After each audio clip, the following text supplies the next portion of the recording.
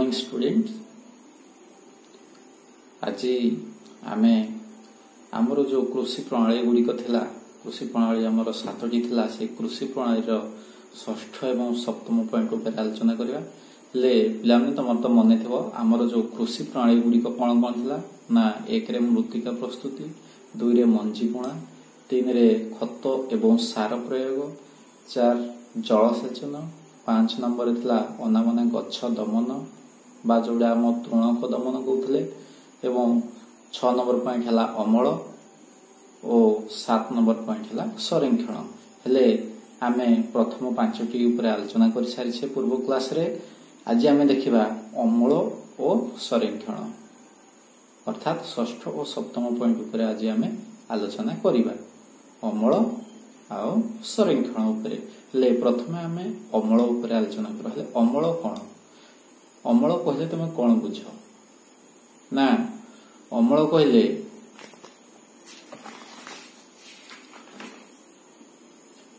पाकल फसल को काटी खला को आनिबा को अमल कहा जाए। साधारणतः फसल पाची गला परे ताकू काटी खला को आनिबा को अमल कहा जाए। फसल गछ को उपड़ा जंत्र बा फसल कटा मेसीन द्वारा मूल ठारू 3-4 सेमी ऊपर कटा जाय थाए।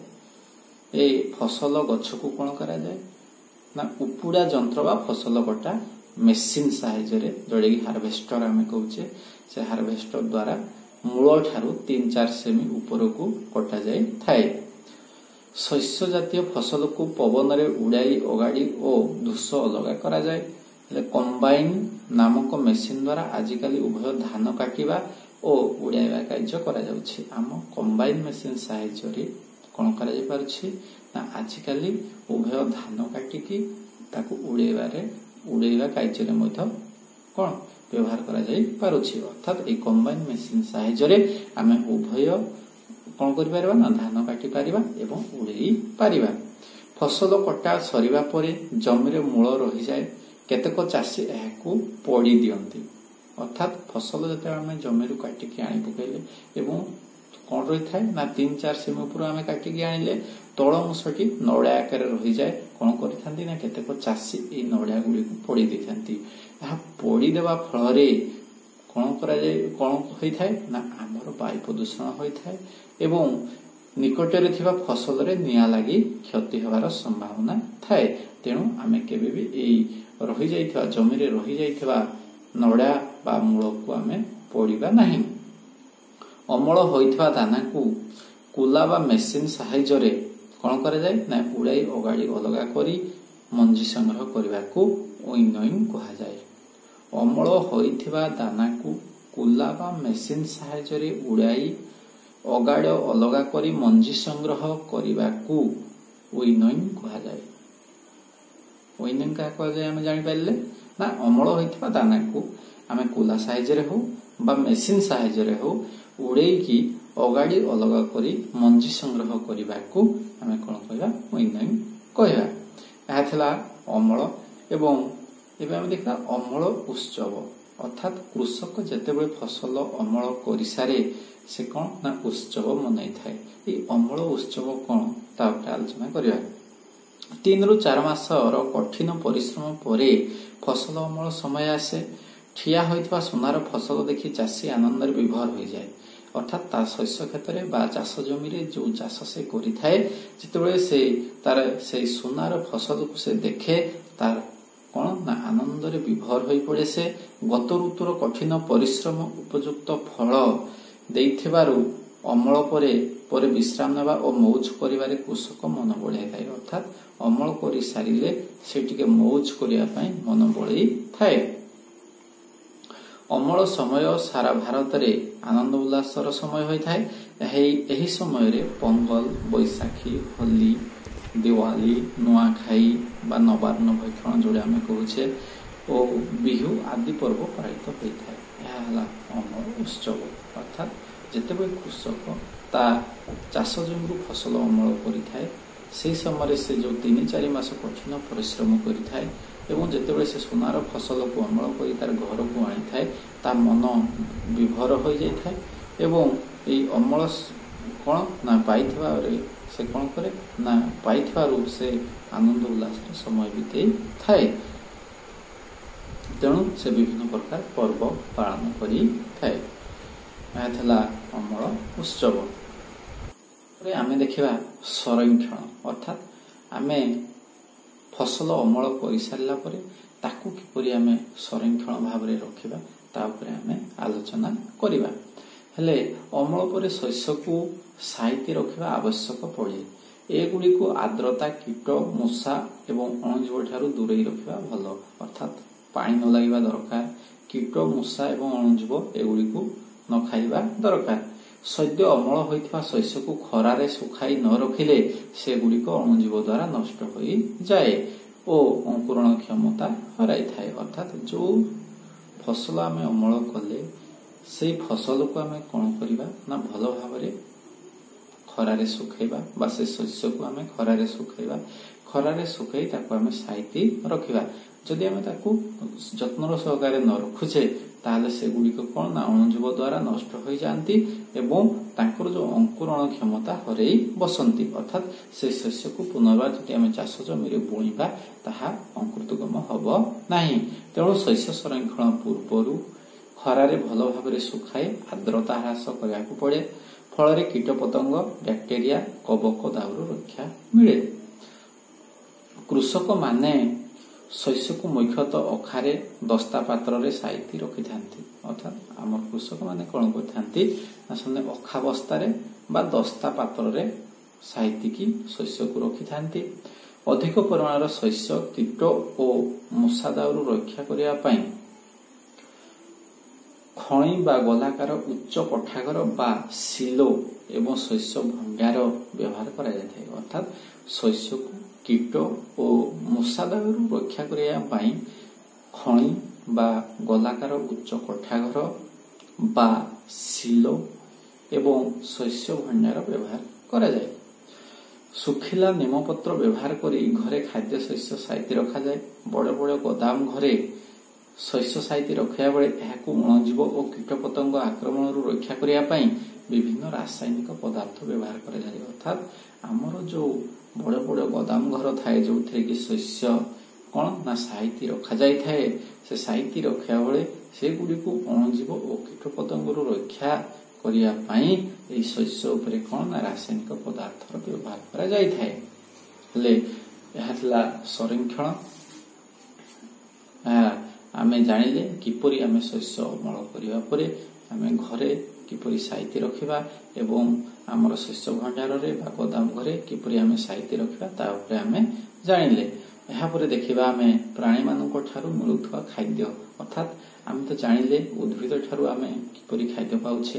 अर्थात आलोक संश्लेषण प्रक्रिया रे उद्भिद जो निज खाद्य से निजे प्रस्तुत करि पारुछि एवं से उद्भिद ठारू आमे कोन करि पारुछे ना खाद्य पाई पारुछे। अर्थात प्रत्यक्ष हो बा परोक्ष रे हो आमे खाद्य पाई कोन ना उद्भिद उपरे निर्भरशील। हेले आमे प्राणी मानक ठारू कोन कोन सब खाद्य पाई थाउ ता उपरे आलोचना करिबा। उद्भिद मानक भଳି प्राणी माने मध्य आमको खाद्य जगै थांती। उपकूलवर्ती अंचल रे लोक माने माछ को खाद्य भाव रे व्यवहार करंती। तुमे आगरू जानिछ आमे आगरू आलोचना करिछे कोन ना आमे उद्भिद ठारू खाद्य पाई थाउ। एबे आमे जानिबा को पाइले जे फसल उत्पादन रो केते गुडी सोपान रहिছে जो 7टी सोपान आमे आलोचना कर सारिछे। सेहिपरि घरे किंबा फार्म रे पशु माननकु उपयुक्त खाद्य और रहिबा स्थान जगाई जत्नर सह रखिबा को पशुपालन कहा जाय। ले पशुपालन काहाको कहा जाय? घरे किंबा फार्म रे पशु माननकु उपयुक्त खाद्य और रहिबा स्थान जगाई जत्नर सह रखिबा को पशुपालन कहा जाय। ए पशुपालन उपरे आमे परवर्ती श्रेणी रे विस्तृत भाव रे जानि परिबा। यह संक्षिप्त भाव रे आमको एठारे दिया जायछि। आमे खाली एथिरे जानिबा पशुपालन काहा कहा जाय। पशुपालन कहले तुम कोन बुझ? घरे हो किंबा फार्म रे हो पशु माननकु उपयुक्त खाद्य और रहिबा स्थान जगाई जत्नर सह रखिबा को पशुपालन कहा जाय। एतिकी एवं এই অধ্ୟାୟଟି ଏତିକିରେ ସମାପ୍ତ ହୋଇଛି। ଏହାପରେ ଆମେ ଏହାର କିଛି କାର୍ଯ୍ୟ କରିବା। ମୁଁ ତୁମକୁ କେତେ ଗୁଡ଼ିଏ କାର୍ଯ୍ୟ ଦେବି, ତମେ ସେଗୁଡ଼ିକୁ ନିଜର ନୋଟ୍ ଖାତାରେ କରିନେବ।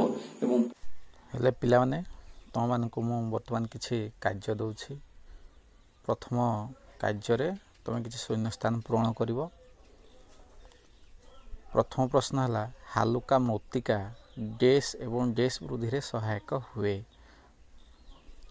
ଅପସନରେ ଏ ଖତ ଓ ସାର, ବି ଅପସନରେ ଜିଆ ଓ ଅଣୁଜୀବ, ସି ଅପସନ୍ ଫସ୍ଫରସ୍ ଓ ପୋଟାସିୟମ୍, ଡିରେ ଅଣୁଜୀବ ଓ କୀଟପତଙ୍ଗ। ଏହାପରେ ନେକ୍ସଟ କ୍ୱେଶ୍ଚିନ୍, ଲଙ୍ଗଳର ଲମ୍ବା ଅଂଶଟିକୁ ଡେସ୍ ଓ ହାତରେ ଧରିଥିବା ଅଂଶଟିକୁ ଡେସ୍ କୁହାଯାଏ।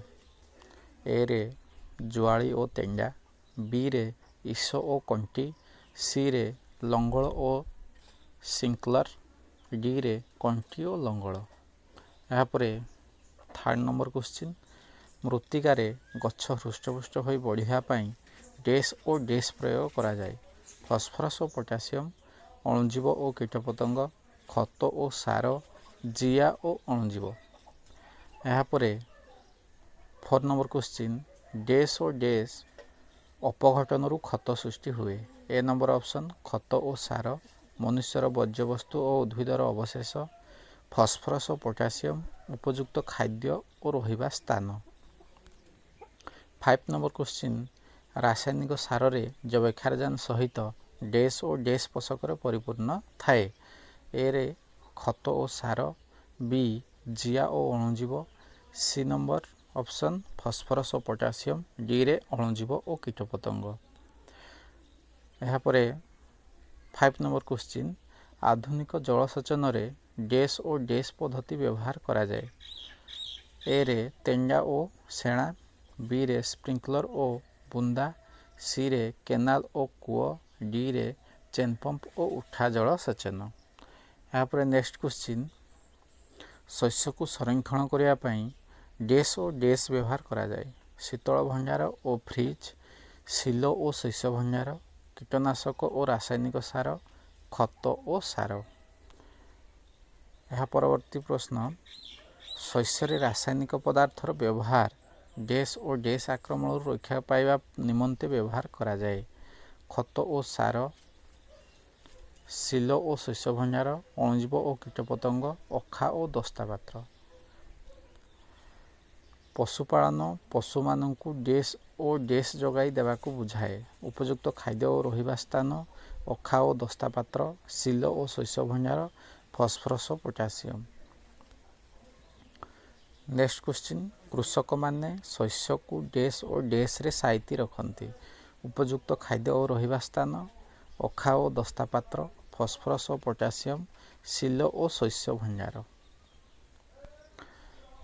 ଏବଂ ପରବର୍ତ୍ତୀ ଆଉ ଗୋଟିଏ କାର୍ଯ୍ୟରେ ଅଲଗା ଶବ୍ଦଟିକୁ ବାଛି କାଢ଼ିବ। ଏରେ ଅଛି ପରିପାକ, ବି ଶୋଷଣ, ସି ରେଚନ, ଡି ଆଲୋକ ଶୋଷଣ। ଏହି ଭିତରୁ କେଉଁଟି ଅଲଗା ତମେ ବାଛି ଲେଖ। ଏହାପରେ ଆଉ ଗୋଟିଏ, ଏରେ ଅଛି ଧାନ, ବିରେ ମକା, ସିରେ ଚିନାବାଦାମ, ଡିରେ ବୁଟ। ଏହି ଭିତରୁ କେଉଁଟି ଅଲଗା ତମେ ବାଛିକି ଲେଖିବ। ଏହା ପରବର୍ତ୍ତୀ ପ୍ରଶ୍ନ, ପୁଣି ଏଠି ଅଲଗା ଶବ୍ଦକୁ ବାଛି କାଢ଼ିବ। ଏରେ ବଳଦ, ବିରେ ଘୋଡ଼ା, ସିରେ ଅଟୋ, ଡିରେ ଜୁଆଳି। ଏହାପରେ ପୁଣି ଏରେ ଯବକ୍ଷାରଜାନ, ବିରେ ଖତ, ସିରେ ଫସ୍ଫରସ୍, ଡିରେ ପୋଟାସିୟମ୍। ଏହି ଚାରୋଟିରୁ ଅଲଗା ଶବ୍ଦଟିକୁ ବାଛିକି ଲେଖିବ। ଏବଂ ଏହା ପରବର୍ତ୍ତୀ, ଏରେ ହେଲା ଚେନ୍ ପମ୍ପ, ବିରେ ହେଲା ତେଙ୍ଗା, ସିରେ ହେଲା ଲିଭର ପଦ୍ଧତି, ଡିରେ ହେଲା ବୁନ୍ଦା ପଦ୍ଧତି। ଏହି ଭିତରୁ ଯେଉଁଟି ଅଲଗା ତମେ ବାଛି ଲେଖ। ଏବଂ ଏହାପରେ ଠିକ୍ ଭୁଲ, କେଉଁଟି ଠିକ୍ କେଉଁଟି ଭୁଲ ତମେ ଦେବ। ଭାରତ ଏକ ବୃହତ୍ ଶିଳ୍ପ ପ୍ରଧାନ ଦେଶ, ଠିକ୍ ନା ଭୁଲ ଚିହ୍ନ ଦେବ। ନେକ୍ସଟ, ଉଦ୍ଭିଦ ଦେହରେ 90% ଜଳ ରହିଛି, ଠିକ୍ ନା ଭୁଲ ଏହା ମଧ୍ୟ ଚିହ୍ନ ଦେବ। ପରବର୍ତ୍ତୀ ପ୍ରଶ୍ନ, ରାସାୟନିକ ସାର ମୃତ୍ତିକା ପ୍ରଦୂଷଣର ଏକ ଉତ୍ସ, ଠିକ୍ ନା ଭୁଲ। ଠିକ୍ ଯଦି ଠିକ୍ ଚିହ୍ନ ଦେବ, ଭୁଲ ଥିଲେ ଭୁଲ ଚିହ୍ନ ଦେବ। ଏହା ପରବର୍ତ୍ତୀ ପ୍ରଶ୍ନ, ଖତର ପ୍ରୟୋଗ ଦ୍ୱାରା ମୃତ୍ତିକାର ଜଳଧାରଣ କ୍ଷମତା ହ୍ରାସ ପାଏ। ଏହା ମଧ୍ୟ ଠିକ୍ ନା ଭୁଲ ଚିହ୍ନ ଦେଇ ସୂଚାଇବ। ଏତିକି। ଏହାପରେ ଆମେ ଅଭ୍ୟାସ କାର୍ଯ୍ୟ ଆଲୋଚନା କରିବା।